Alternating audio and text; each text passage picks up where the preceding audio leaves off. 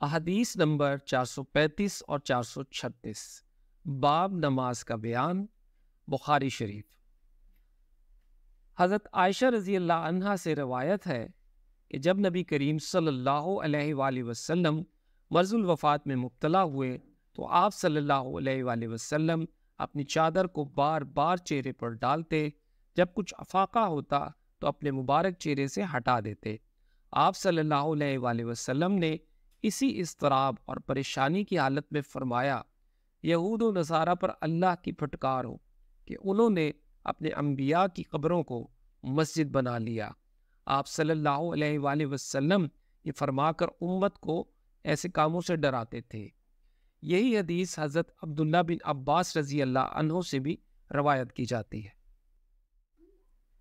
احادیث نمبر 435 اور 436 باب نماز کا بیان، بخاری شریف۔ حضرت عائشہ رضی اللہ عنہا سے روایت ہے کہ جب نبی کریم صلی اللہ علیہ وآلہ وسلم مرض الوفات میں مبتلا ہوئے تو آپ صلی اللہ علیہ وآلہ وسلم اپنی چادر کو بار بار چہرے پر ڈالتے، جب کچھ افاقہ ہوتا تو اپنے مبارک چہرے سے ہٹا دیتے۔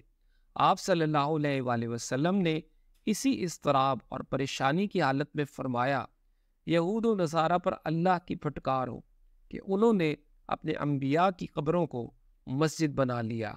آپ صلی اللہ علیہ وآلہ وسلم یہ فرما کر امت کو ایسے کاموں سے ڈراتے تھے۔ یہی حدیث حضرت عبداللہ بن عباس رضی اللہ عنہ سے بھی روایت کی جاتی ہے۔